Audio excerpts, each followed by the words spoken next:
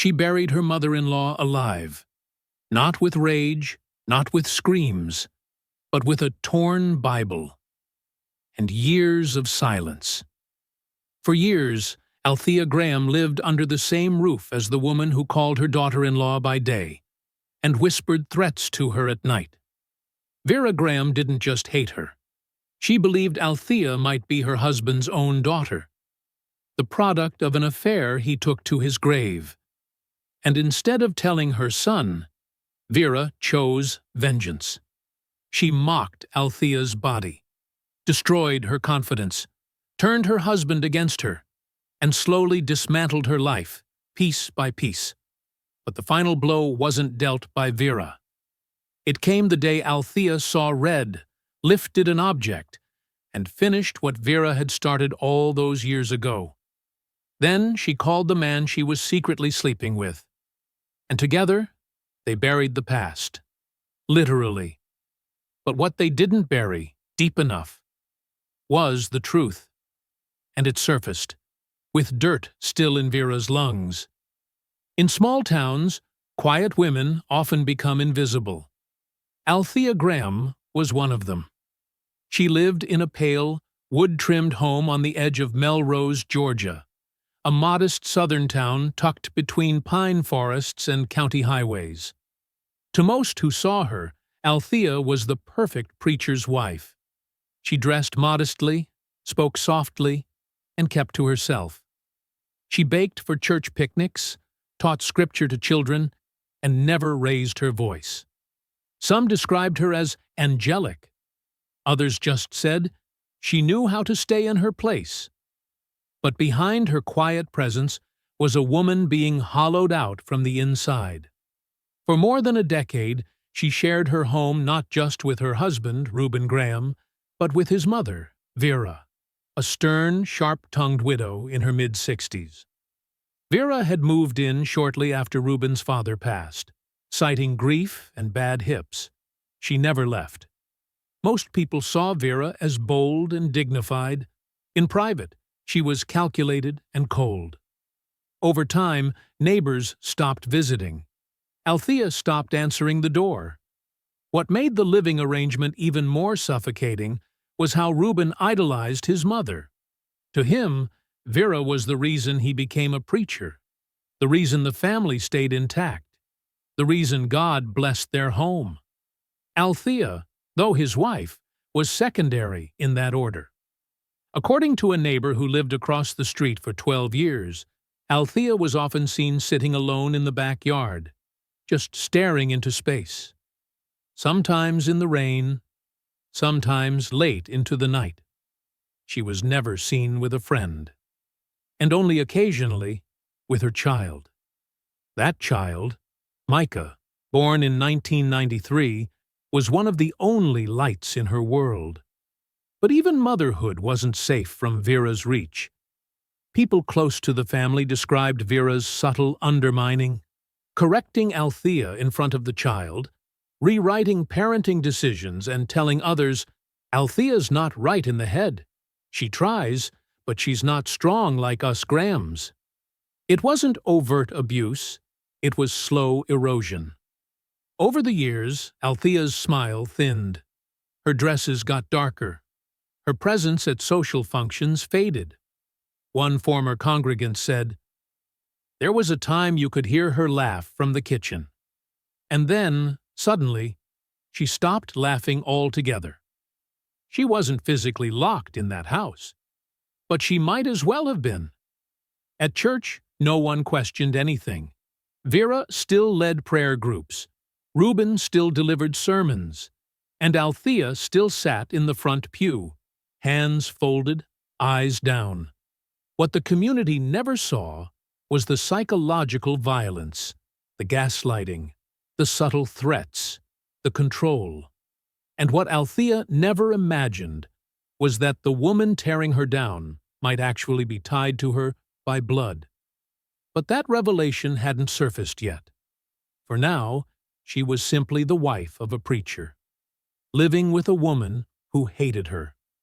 And no one, not even her husband, seemed to care. When Althea Monroe moved back to Melrose in the spring of 1990, she wasn't chasing romance. She was returning to her mother's hometown, the only thread of identity she had left. Althea was raised by her grandmother in Savannah after her mother, Loretta, passed when Althea was just 6.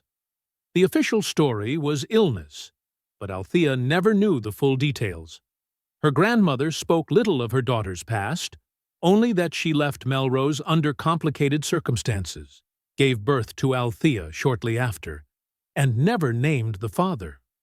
Growing up, Althea kept just one photo of Loretta. It was faded and creased, showing a smiling young woman holding a small bouquet. That picture became Althea's anchor, the face she whispered to on hard nights, the woman she admired without fully knowing. After her grandmother passed in 1989, Althea decided to move back to Melrose, hoping for a fresh start. She took a clerical job at a community center and rented a small duplex. That's where she met Reuben Graham. Reuben was already known in town, soft-spoken, principled, the son of a respected retired preacher. He was admired for his discipline and his humility. At the time, he had just begun filling in occasionally at his late father's church, following his passing. The two met at a youth outreach program. Their connection was immediate but quiet, like a shared silence that needed no words. Within months, they were seeing each other regularly.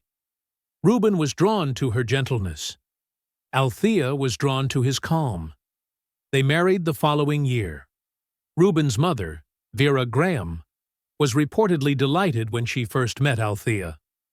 Friends said she took to her immediately, calling her gracious and dignified. The fact that Althea had no living parents seemed at the time to bring Vera even closer. "You'll always have a mother here," she once said. But that warmth was shallow, and it didn't last. Shortly after the wedding, during one quiet afternoon at home, Althea brought out the photo of her mother, a piece of her past she wanted to share with her new family. Vera took one look at it and froze. According to records later pulled during the investigation, Vera stared at the photo for several minutes before handing it back with a strange, tight smile. From that day on, everything changed. Vera's tone grew sharper. Her compliments stopped. She questioned Althea's housekeeping, her cooking, her energy.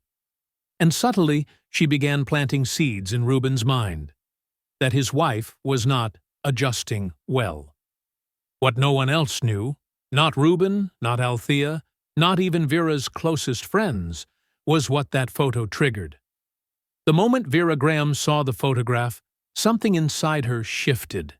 What that photo pulled to the surface was a memory Vera had spent over 2 decades trying to forget. The day she caught her husband with another woman. It was late 1970, and Vera had returned home early from a women's auxiliary meeting. She walked into the sitting room and found her husband, Pastor Elijah, sleeping with a choir member. Her name was Loretta, barely 20, new to town, and already attracting whispers.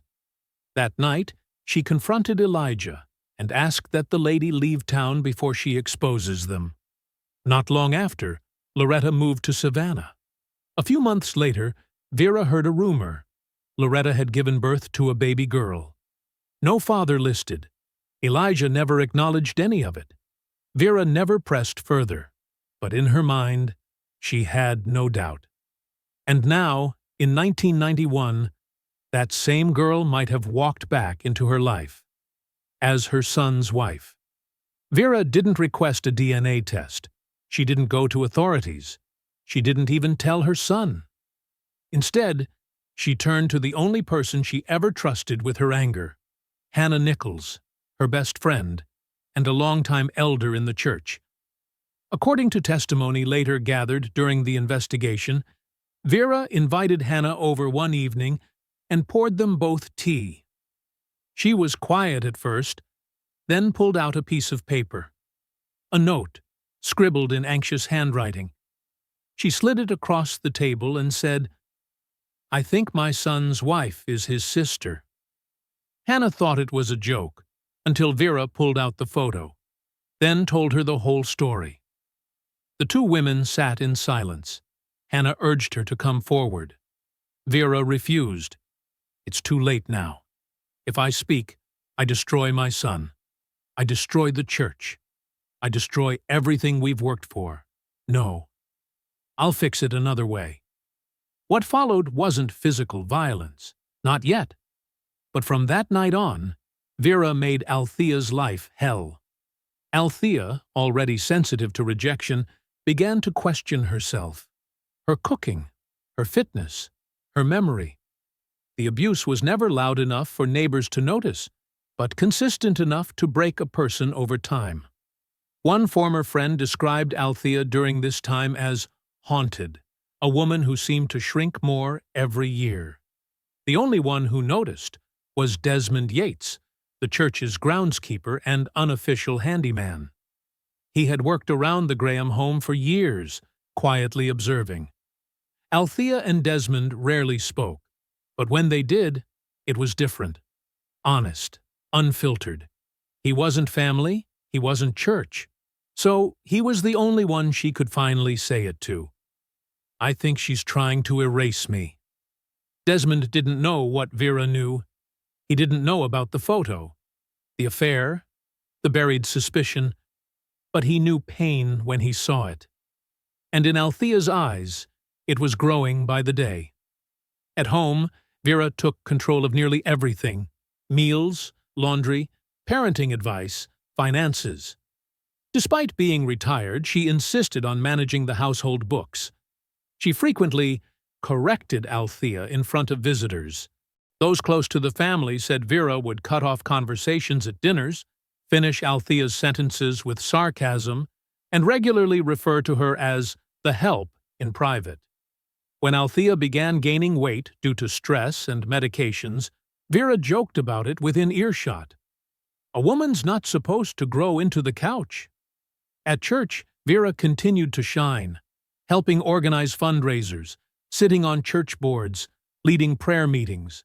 Everyone respected her, and no one saw Althea shrinking. Reuben, meanwhile, was deep in ministry work and entirely unaware of the storm forming beneath his roof. Vera made sure of it.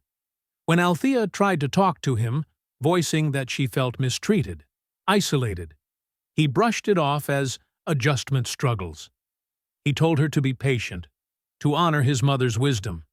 After all, Vera had raised him after his father's death. He owed her everything. And Althea?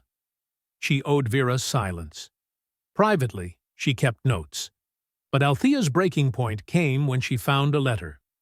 Hidden in a Bible Vera kept beside her bed. The letter was from Vera, but no recipient on it yet, dated several weeks earlier. It was never mailed. It simply read, "I know who she is. Elijah's mistake. His sin lives in our house now, but I will correct it, no matter how long it takes." That was the day something in Althea changed. The same day, she quietly asked Desmond, during one of his landscaping visits, how deep the garden plot was behind the church. He answered without question, just enough for tomatoes or a bush. She asked if a deeper one could be dug. He looked at her strangely. She didn't explain. In her mind, the shame of possibly marrying her half-brother was already too much to carry. And the idea that Vera would one day expose it publicly was unthinkable. Vera was threatening her peace, her marriage, her motherhood, and even her identity. Althea had survived years of subtle destruction, but the clock was ticking. The torment wasn't just emotional anymore. It was becoming existential. She couldn't prove what Vera knew, but she knew what Vera was capable of. And for the first time, Althea began to imagine what it might feel like to live without her. In a small town where reputation is everything, affairs don't always begin with seduction. Sometimes they begin with silence. By the summer of 1996, Althea Graham had become a shell of herself. The only man who truly saw her didn't live inside those walls. His name was Desmond Yates. He was 42, unmarried, and quiet. Desmond became the only person who called her by her full name, the only one who looked her in the eyes without judgment. And slowly, the wall between them dissolved. By late fall, the secret affair began. Althea never invited Desmond to her home. Instead, they met at back roads near the church greenhouse, even inside an abandoned schoolhouse outside town. Desmond didn't know the full extent of what she was enduring, but he knew enough. He knew she flinched when he touched her shoulder. He knew she cried without reason. And he knew she had secrets too heavy for one woman to carry. Some would say he should have stopped it. Others would say she used him. But in that moment, they were both just trying to feel human. Still, the affair brought complications. Desmond had a checkered past. Nothing violent, but a few arrests from his 20s. Petty theft, public intoxication. He'd straightened out since then, but the town never quite let him forget. And if the truth ever came out, he'd be painted as the criminal, the one who took advantage of the preacher's wife. Althea knew the risks, but by then, the shame of her crumbling marriage and the looming threat of Vera's secret had already hollowed her. She wasn't trying to escape through Desmond. She was trying to remember who she was before all of it. The affair remained hidden. No one in the church suspected a thing. Vera, obsessed with her own vendetta, never picked up on it. And Reuben, busy with church duties and always assuming his wife would never betray him, never questioned her absences. But what Althea didn't realize was that the guilt wasn't fading. It was fermenting. With every quiet encounter, her rage toward Vera deepened. Because Desmond saw what her own family refused to. And Vera was determined to keep her beneath her heel. It wasn't premeditated. That's what Althea Graham would later insist, both to investigators and to herself. But when the moment came, it arrived with the weight of years she'd been told to sit still, shut up, and smile. It was a humid Thursday afternoon in August 1997, and Reuben Graham had just left for a 3-day regional clergy retreat in Macon. Althea stayed behind with Vera, and their son, Micah, was spending the week with cousins in Tallahassee. It should have been a quiet day. Instead, it became the day everything snapped. According to statements later gathered, Vera had woken up already agitated. She criticized the eggs, complained about the humidity, then spent the better part of the morning trailing behind Althea, pointing out everything she hadn't done. "You didn't dust the shelves. The kitchen smells like mildew. What kind of woman lets her man sleep in a house like this?" Althea tried to remain composed. She folded laundry in silence, washed dishes with care, and stayed out of Vera's way. But it didn't help. By early evening, Vera escalated. She began pacing, telling Althea that Reuben would leave her soon, that he had no respect for her anymore, that the women in the church had noticed. And then she said it. "You're not his wife. You're his curse. And when the truth comes out, everyone will know what kind of sin you are." The room went still. Althea had heard dozens of insults over the years, but that one, "what kind of sin you are," pierced something far deeper. It was no longer just about manipulation. It was an open declaration. Vera was going to expose her. And if Vera spoke, the fallout would be irreversible. Incest, shame, scandal, custody, everything. In that split second of emotional vertigo, Althea acted. She didn't yell. She didn't warn. She turned, grabbed the cast-iron doorstop near the hallway, and swung. The first blow struck Vera above the right eye. She dropped backward, hitting the floor with a thud. Althea stood over her, breath shallow, heart racing. Vera was still breathing, barely. Her fingers twitched, but she was unconscious. What came next wasn't panic. It was clarity. Althea walked to the phone and dialed Desmond Yates. No explanation, just, "Can you come?" "Now, I need you." He arrived within 20 minutes. When Desmond saw Vera on the floor, he froze.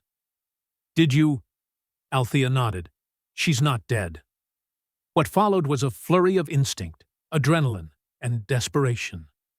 They wrapped Vera's body in an old quilt, drove her in Desmond's pickup truck to the rear of the church garden shed, where Desmond had been preparing soil for fall planting. No one was around. It was already dark. Desmond dug. Althea stood over the wrapped body, silent, holding an old Bible from Vera's nightstand. Its cover torn from age, with passages underlined in red ink. She tossed it in the grave first. Then Vera.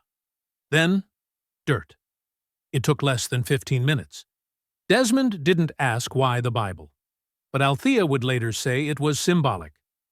She worshipped rules more than she worshipped God. Let her rot with them. By the time they returned to the house, Vera's room was cleaned. The quilt was burned in Desmond's backyard fire pit the following night. Althea packed a small bag of Vera's things and placed them by the front door.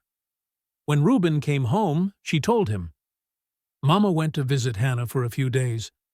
Said she needed space." And no one doubted her. Not at first. Not even Reuben. It started with a simple question. Where is Vera Graham? And for a few days, the answer was easy to fake. Althea told everyone her mother-in-law had gone to visit an old friend. Reuben, her husband, didn't doubt her. Vera had a habit of disappearing for short stints, usually after an argument, or when she felt underappreciated. She'd done it before. But this time was different. Vera hadn't taken her purse. Her ID was still in the dresser. The clothes she usually packed for trips were still hanging in the closet. And worst of all, Hannah Nichols never saw her. Hannah was Vera's longest-standing friend. They'd known each other since the early 70s. She was the one person Vera trusted with secrets, even dark ones. And yet, she'd received no phone call. No letter. Nothing. When Reuben finally called to check if Vera had made it there, Hannah hesitated. Then she said, "She never came." At first, it seemed like a miscommunication. Althea stumbled over her explanation, saying Vera had changed her plans and mentioned staying with another acquaintance in the next county over. But she couldn't name the person. Her voice wavered. Reuben felt the tension rising. He tried to give her the benefit of the doubt, but the inconsistencies mounted. Then came the turning point. Hannah Nichols called Reuben privately and said she had something to confess, something Vera told her years ago that had haunted her since the wedding. They met in person the next day. Hannah brought a small notebook. Inside was a note Vera had written but never shared publicly. Vera detailed her suspicion that Althea might be the child of her late husband and another woman, a woman she had forced out of town decades earlier. She wrote of recognizing the photo, of her anger, and of her decision to keep the secret buried. But to drive Althea out of the family through pressure and control. Hannah feared Vera's tactics may have finally pushed Althea past her breaking point. Armed with that information, and with Vera now missing for nearly 2 weeks, Reuben contacted local authorities and filed an official missing persons report. A search was launched immediately. Investigators visited the Graham home, spoke with neighbors, and reviewed Vera's phone records. There had been no outgoing calls after the date Reuben left for his conference. Her bank account remained untouched. No withdrawal, no hotel charges, no travel, no sightings. What disturbed investigators more was how quickly suspicion shifted from where Vera had gone to what might have happened to her, especially after one church member who wished to remain anonymous called the sheriff's department and delivered a chilling tip. "Check behind the church, the garden plot. Something was off back there." The lead pointed to the area behind the church's old gardening shed, an area maintained by Desmond Yates, the part-time groundskeeper. Officers brought dogs, shovels, and a forensic unit. It took less than an hour for the first sign to emerge. The soil was softer than it should have been, freshly turned earth, masked with mulch and dead twigs. When they began to dig, they didn't stop until they hit cloth, a worn quilt wrapped around a body. Inside was Vera Graham. Her body showed no signs of stabbing, no broken bones, but what the autopsy later confirmed shook the department. Dirt in her lungs. She had been buried alive. Further examination revealed bruising to the head, consistent with blunt force trauma from a heavy object, likely a cast-iron doorstop. The cause of death: asphyxiation due to burial while unconscious, but still alive. Within 48 hours, investigators brought Althea in for questioning. She denied everything, but her story collapsed when Desmond was brought in separately and cracked within 2 hours. He admitted to helping bury Vera, claimed he didn't know she was still alive, claimed he was just helping someone he cared about. But the damage was done. Both were charged. And now, the truth was out. But one question still remained. Was the marriage even real? The question no one wanted to ask had now become central to the case. If Vera Graham's suspicion was right, then Althea and Reuben weren't just husband and wife. They were half-siblings, unknowingly bound by blood, then by marriage, and finally by murder. The court filings were clear. Althea and Desmond Yates were to stand trial for second-degree murder and conspiracy to conceal a death. But as investigators combed through personal items and handwritten notes pulled from Vera's belongings, they reopened a long-dormant question. Who was Althea's biological father? In the days that followed the arrest, detectives collected family medical records, parish archives, and, most critically, DNA samples. Both Althea and Reuben submitted cheek swabs under court order. The state crime lab ran the analysis. The results left no room for debate. Elijah Graham, the late pastor, Reuben's father, was also the biological father of Althea Monroe Graham. The affair Vera had once suspected wasn't just real. It had resulted in a child, one that returned to town years later, unknowingly fell in love with her half-brother, and married into the very family that had exiled her mother. It was the kind of revelation that shattered whatever remained of the Graham family's reputation.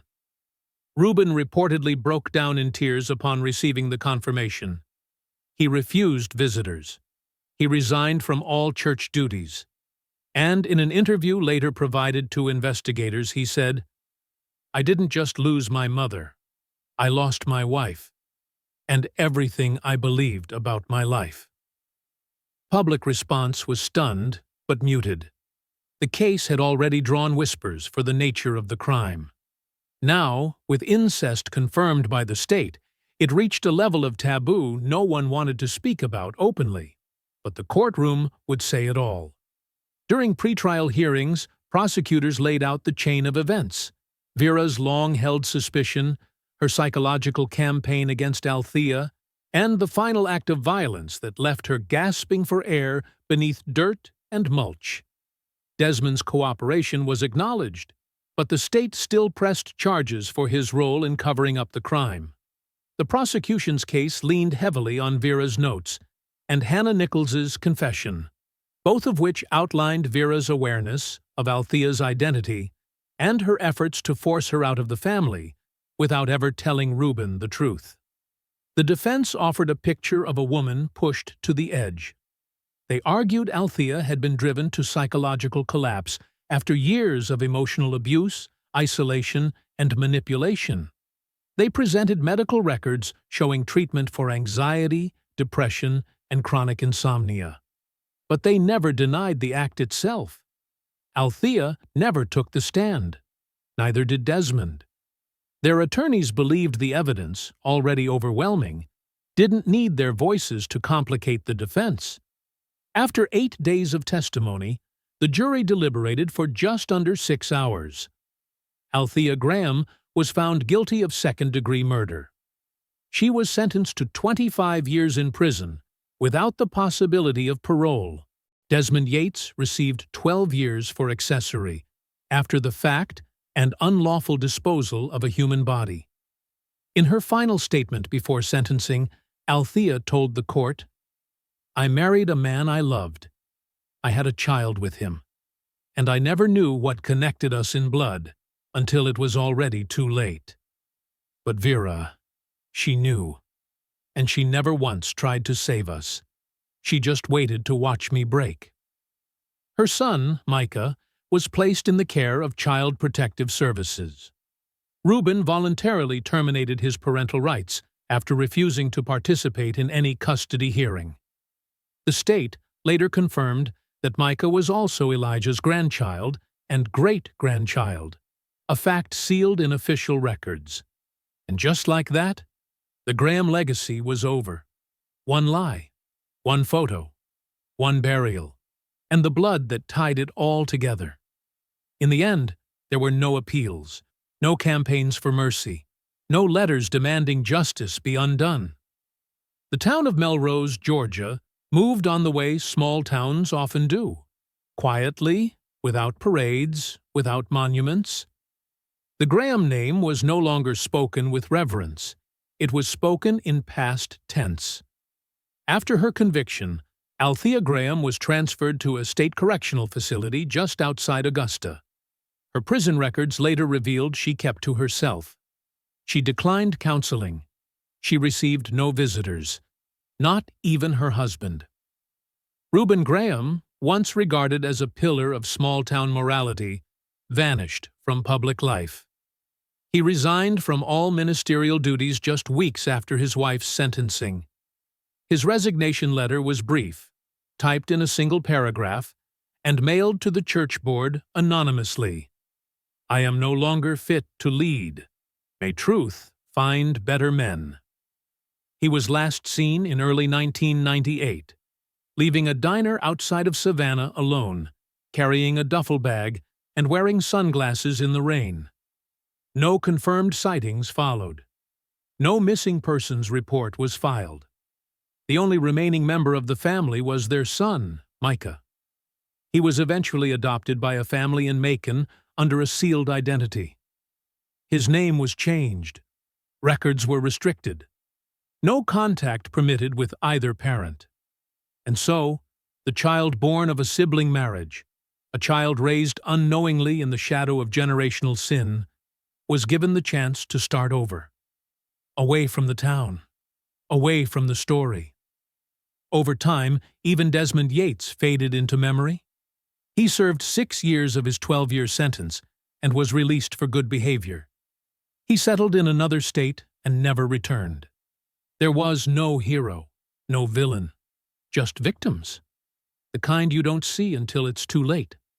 The kind buried under decades of secrecy, and then under dirt. If this story left you speechless, imagine living it. Share your thoughts below. What would you have done if you were in her shoes? And if you want more twisted, real-life crime stories like this, subscribe now. Because in the world of family secrets and buried truths, we're only scratching the surface.